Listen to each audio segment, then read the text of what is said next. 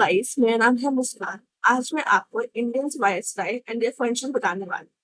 मतलब कि इंडिया में जो उनके वायसराय थे, उनके टाइम पीरियड को क्या क्या पब्लिश हुआ, क्या क्या कोई नई कमीशन बनी, कोई नए एक्ट आए, या नया कुछ स्टेब्लिशमेंट हुआ, तो हम ये सब आज के लेक्चर में पढ़ने वाले हैं।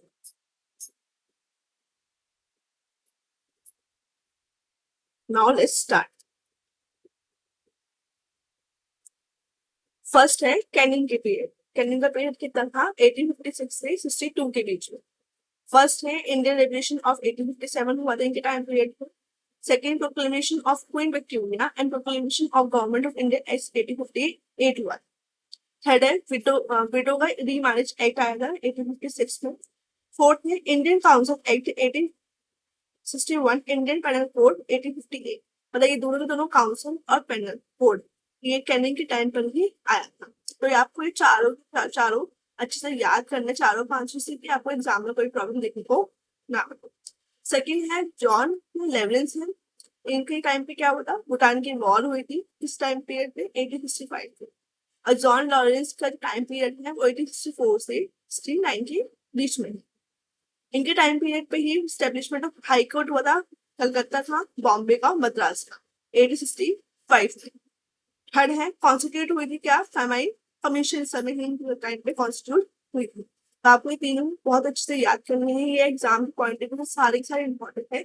इनके बेसिस पर हर जगह पे क्वेश्चन बनते हैं, चाहे वो स्टेट लेवल हो या सेंट्रल लेवल हो, हर जगह क्वेश्चन बनते हैं इसमें से। थर्ड है मायो। मेयो के टाइम पे क्या बना था? हमारा हमारा establishment of statistical survey of India हुआ था। मतलब ये स्टेब्लिशमेंट हुई थी। Establishment of agriculture commerce department बना था इस टाइम पे। थर्ड है हमारा major census of India held it 1871। ये बहुत इंपॉर्टेंट है, हर बार एग्जाम में कहीं ना कहीं क्वेश्चन पूछा जाता है कि सेंसस ऑफ इंडिया कब हेल्ड हुई थी हमारे 1871 में, कौन था उस समय हमारा वाइसराय? नियो था। नेक्स्ट है लाइटन है। 1876 से 1880 था। इसमें क्या आया था उसके टाइम पीरियड पे? रॉयल टाइटल्स एक्ट आए थे 1876 में। वेनिकुलर प्रेस एक्ट आया था 1878 में। और साथ साथ आर्म्स एक्ट भी आया था 1878 में ही। दोनों के दोनों एक्ट हमेशा एग्जाम में पिछले से पिछले साल एसएससी एग्जाम में ही वेनिकुलर एक्ट पूछा गया। सेकेंड अफगान वॉर जो है 1878 से 88 1880 तक इसमें इस टाइम पे पीरियड पर हुआ था। ये इस समय लाइटन जो थे वो वाइसराय थे इंडिया के। फेमाइन कमीशन आया था, फर्स्ट टाइम अपॉइंट हुआ था। फेमाइन कमीशन पीछे आ चुका है, बट इसमें अपॉइंटमेंट हुई थी फर्स्ट टाइम पे 1878 टाइम पीरियड। और लास्ट हमारा आर्म्स एक्ट था 1878 पे, जो कि ऊपर लिखा हुआ है ऑलरेडी हमारे पास। नेक्स्ट है रिपन। रिपन की टाइम पीरियड हमारा है 1880 से लेके 1884 तक है। इस टाइम पे क्या हुआ था? लोकल सेल्फ गवर्नमेंट आई थी हमारी 1882 पे। हंटर कमीशन आई थी। हंटर कमीशन बहुत इंपॉर्टेंट है, आरबीआई के स्टैब्लिशमेंट हंटर कमीशन के थ्रू ही हुई है। थर्ड हमारा फर्स्ट रेगुलर सेंसस हुआ था। पिछले सेंसस हो चुका है, बट जो रेगुलर सेंसस उस समय हुआ है रिपन के टाइम पे वो 1881 पे हुआ था। वो मायो के टाइम पे हुआ था, मेयो के टाइम पे हमारा अभी रेगुलर सेंसस है। फोर्थ है एल्बर्ट बिल कॉन्ट्रोवर्सी, हमारा रिपन के टाइम पे आया। रिपन और मेयो बहुत इंपॉर्टेंट है, इससे नंबर ऑफ क्वेश्चन बनते हैं हमारे। नेक्स्ट है डेफिन। डेफिन का टाइम पीरियड क्या है? 1884 से 1888 है। इसमें बर्मा की वॉर हुई थी 1885 से 1888 तक। और ये मोस्ट इम्पोर्टेंट है, इंडियन नेशनल कांग्रेस जब बनी थी उस समय कौन वाइसराय था इंडिया का? डफरिन था। ये क्वेश्चन पूछा जाता है। नेक्स्ट है लेंसडॉर्मन है। Appointment of Durand commission and determination of Durand lines between India and Afghanistan. ये हमें नॉर्मल में पता है कि डूरन लाइन किसके बीच में होता है? हमारे इंडिया और पाकिस्तान, मतलब पाकिस्तान बन चुका है। पाकिस्तान और अफगानिस्तान के बीच में जो लाइन हमारी होती है, जो लाइन बीच में बनी हुई, वो डूरन लाइन हमारी बनी हुई। नेक्स्ट है कर्जन। कर्जन के टाइम पे क्या हुआ था? इसका टाइम पीरियड क्या है? 1888 से 905। ये भी इंपॉर्टेंट है, कर्जन का टाइम पीरियड भी इंपॉर्टेंट है। साथ साथ इसमें जो काम जो इन्होंने हुआ, मतलब इनके टाइम पीरियड क्या क्या एस्टेब्लिशमेंट में, क्या क्या कंस्ट्रक्शन हुआ, ये क्वेश्चन पूछते हैं। मैं सारे इंपॉर्टेंट ही बता रही हूँ, ऐसा कुछ नहीं है कि आपके एग्जाम के लिए कोई भी ऐसा है कि इरेलीवेंट नहीं चल रहा है। First establishment of police commission. Second establishment of education commission. University act भी इनके टाइम पीरियड में आया था। कंस्ट्रक्शन ऑफ विक्टोरिया हॉल इन कलकत्ता। ठीक है। Next archaeological survey of India established in 1904। Establishment of Agriculture Research Institute at Pusa in Bihar. और last वाला तो मतलब कितनी बार क्वेश्चन पूछ चुके हैं, मतलब ये स्कूल टाइम से लेके आप स्कूल में पेपर देते हो कोई भी, या एसएससी का हो, स्टेट लेवल कोई भी एग्जाम हो, ये हमेशा क्वेश्चन पूछे जाते हैं कि पार्टीशन ऑफ बंगाल 1905 को कौन था वाइसराय, हमारा कर्जन था। नेक्स्ट है मिंटो। मिंटो का टाइम पीरियड क्या है? 1905 से 1910, 1910 तक। नेक्स्ट इसमें है emergence of anti partition and स्वदेशी मूवमेंट। एंटी पार्टीशन का मतलब जैसे इसमें चालू हो गया था टाइम, मतलब लोगों ने डिमांड करने चालू कर दी थी, और स्वदेशी मूवमेंट उस समय स्टार्ट हो गए। सूरत सेशन हुआ था जिसमें कांग्रेस स्प्लिट हो गई थी हमारी मॉडरेट एस्टिमेट्स में 1907 में। ये बहुत इंपॉर्टेंट है। सूरत सेशन और स्प्लिट ऑन कांग्रेस किस समय हुआ था? मिंटो था उस समय वाइस। नेक्स्ट है Muslim league was founded by Aga Khan and Nawab of Dhaka in 1904। एक क्वेश्चन आपका इससे में बन गया कि मुस्लिम लीग किसके द्वारा फाउंडेड हुई थी? आगा खान और नवाब ऑफ ढाका। किस टाइम पीरियड में हुई थी? 1906 में। और इसमें हमारा जो वाइसराय था वो कौन था? मिंटो। नेक्स्ट है हार्डलिंग सेकंड, ठीक है। इसका टाइम पीरियड क्या है? 1910 से 1916, 1910 से 1916 के बीच में। अब बंगाल और partition of Bengal was annulled. Annulled का मतलब है खत्म हो गया था। पहले तो पार्टीशन 1905 में हुआ, इन पार्टीशन को खत्म कर दिया गया। कौन सी ईयर में? 1911 में। आपके इसमें डायरेक्ट क्वेश्चन भी पूछ सकता है कि partition of Bengal was annulled किस समय हुआ था? 1911 में वो खत्म हो गया था। अब इसमें क्या है? Transfer of capital from Calcutta to Delhi. पहले हमारी जो कैपिटल हुआ करती थी कलकत्ता थी, देन टू दिल्ली में ट्रांसफर हुई। किसके टाइम पीरियड में? हार्डिंग के सेकंड के टाइम पीरियड। नेक्स्ट है चैम्सफोर्ड। इनका टाइम पीरियड क्या है? 1916 से 1921 तक। इनके टाइम पे क्या क्या हुआ था? Return of Gandhi home rule league. Gandhi ji का होम रूल लीग जो था वो टाइम पीरियड वापस आया था। कांग्रेस सेशन हुआ था, कांग्रेस रीयूनियन हुआ था 1916 के बीच में। रोवेल्ट एक्ट आया था 1919 में, और साथ साथ जलियांवाला बाग मास्टर भी इसके टाइम पर ही हुआ था। ये बहुत इंपॉर्टेंट है। रोवेल्ट एक्ट किसके टाइम पीरियड में आया और जलियांवाला बाग किसके टाइम पीरियड में आया, ये हमेशा क्वेश्चन पूछा जाता है। खिलाफत मूवमेंट जो है 1919-1920 के बीच में आया। इसमें हमको अलग करना चाहिए, जलियांवाला बाग अलग करना चाहिए, तब अलग नहीं हो पाया। बट आप इसको एक बार याद कर लेना कि रोवेल्ट एक्ट अलग 1909 में हुआ था। देन ये सेकंड पॉइंट है जलियांवाला बाग मैसकर 13 अप्रैल 1910।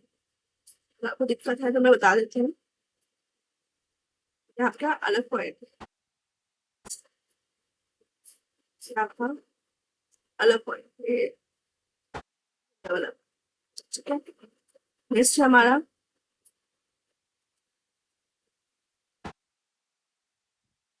नेक्स्ट है रीडिंग के टाइम पे 1921 से 26 के बीच में हुआ है हमारा टाइम पीरियड जो हुआ। इसमें बहुत इंपॉर्टेंट एक हमारा था चौरा चौरी इंसिडेंट था। ये डेट हमेशा याद रखनी है, February 5 से 1922।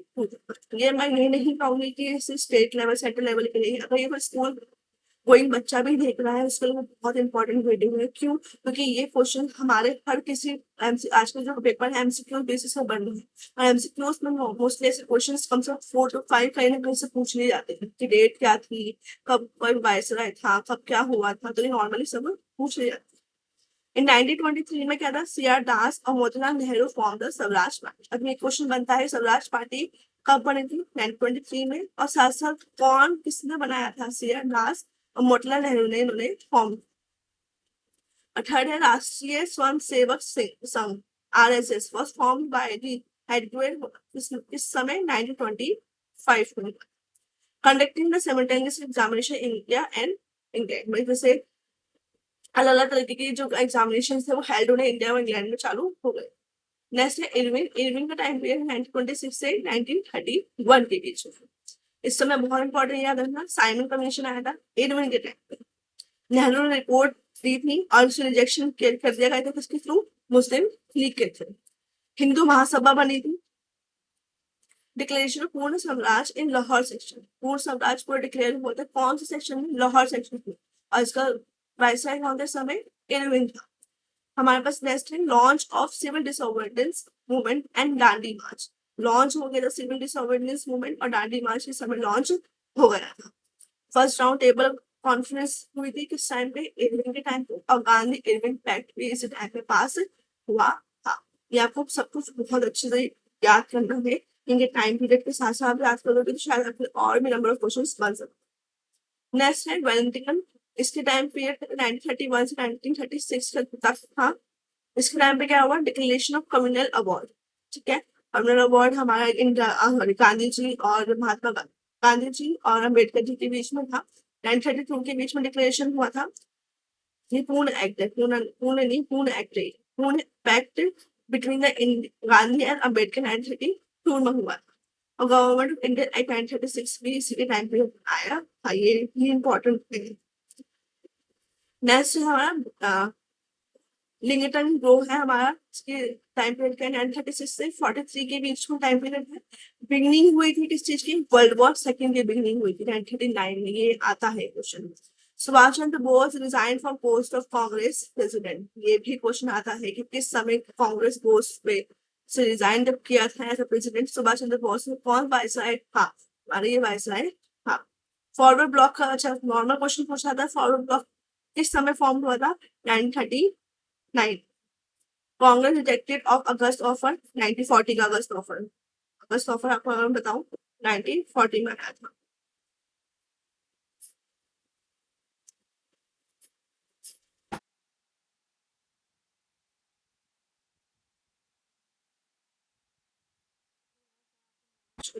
कोशिश कर देंगे। क्रिप्स मिशन 1922 आया था, क्विट इंडिया मूवमेंट 1942 आया। दोनों के दोनों इकट्ठे से लिखे गए हैं, जिसके आपको याद है। एक क्रिप्स मूवमेंट भी था और क्विट इंडिया मूवमेंट, दोनों के दोनों एक ही टाइम पीरियड पर 1942 में ही आए थे। नेक्स्ट है वेल्स है, 1944 से 1947 का टाइम पीरियड है। क्या क्या हुआ था, CR formed by Shri Rajagopalachari. Bevel plan है और शिमला कॉन्फ्रेंस हुई थी 1945 में। नेवल मीटिंग था 1946 में। कैबिनेट मिशन 1946 में। इसका मेन इंपॉर्टेंस में यही है, कैबिनेट मिशन किसके टाइम पे आया, वेबल के टाइम पे आया था। और कब आया, 1946 में ये बना था। नेक्स्ट है, next now videos now over. अगर आप लोगों को अच्छा लगा है कि हाँ भाई मैं आपको फ्रूटफुल एक इंफॉर्मेशन और कंटेंट प्रोवाइड करवा पा रही हूँ, तो प्लीज मेरे चैनल को सब्सक्राइब कीजिए एंड देन मुझे मेरी वीडियो को लाइक कीजिए। अगर आप चाहते हो कि मैं और भी ऐसे इंफॉर्मेटिव वीडियोस ले आते रहूं, तो प्लीज मेरे चैनल को सब्सक्राइब जरूर कीजिएगा। Thank you so much.